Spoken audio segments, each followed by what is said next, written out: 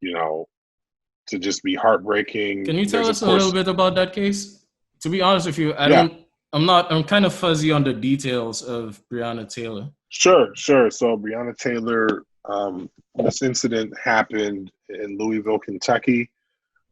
She was a former EMT worker who was getting ready to transition into another job, I believe I think it was UPS.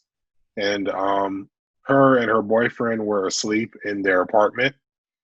And the police, there are four police officers, for context, all white male, and they were executing what's called a no-knock warrant. And what Right. a no-knock warrant is basically a warrant that a judge will give to, um, a police department that says that, because normally when you're executing a warrant in the States, you have to knock and you have to Get identify permission. yourself or Yeah. whatever to go in, even if you have a warrant. But a no knock warrant just says that you can, you know, bust down the wall, or the door, without initially identifying yourself. But after you do break in, you are supposed to be identifying that you're the police, that kind of a thing. Hmm. So they were executing a warrant, and so, and this is also sort of corroborated by the accounts of neighbors, because this is an apartment building, and so folks that live near that apartment were essentially, sharing that, they just, and this is really, it's late, it's like, I think around midnight or 1 a.m. So Brianna and her boyfriend were both sleeping, and they break into her apartment, don't identify themselves, and they just pretty much almost immediately start shooting and just like filling up the apartment with bullets. Jeez. Um, the boyfriend actually thought that they were being, robbed or something, and so he had a licensed firearm that, because of the fact that he thought they were being robbed, he actually shot off a round and hit one of the officers in their leg. Right. Um, and he somehow survived this whole ordeal. The But boyfriend. the boyfriend survived, but Okay. Brianna got hit. I think it was like 8 or 9 times, essentially in her sleep. Like they just, filled her up with bullets. Um, and initially, the boyfriend was being held on charges for attempted murder for the officer.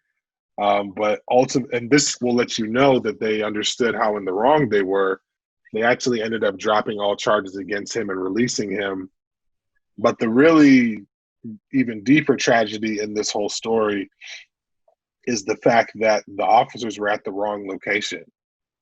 Because they were looking for drugs and weapons, and so they didn't find any drugs, and the only weapon that was there was the boyfriend's licensed firearm, which he was in possession of legally. So the drugs and weapons they were looking for, they did not find, because they were I think the location was actually like a mile and a half or 2 miles away from where they were. It may have even been more than that. And what's even worse is that the person that they were looking for was actually already in custody by another set of officers from the force, and they'd already confiscated all the drugs and weapons that that they had been looking for. So the whole thing was just completely unnecessary, completely uncalled for, and they pretty much failed in every measurable way in the scenario. Um, and I think maybe one of the officers has been fired out of the four of them, but none of them have been arrested at this point. So one of the first things that immediately come to my mind is there's a level of cowardice, right? That Mm-hmm. seems to come up. And of course, I'm in no way calling any police officer a coward. I'm aware that officers of the law are constantly risking their lives. But Mm-hmm. when you riddle an apartment with bullets before even executing, because the whole point of the no knock warrant is you can come in, you can break down the door and come in and announce yourself as an officer of the law. You Correct. don't shoot up the apartment first, just in case, and then break down the door, Yeah. right? And from what you're Yeah. saying, it sounds like these guys are so afraid of actually coming in and being put in danger, which is a part of the job description, that they just shot up the entire place, killed Yeah. people, and then decided to come in, right?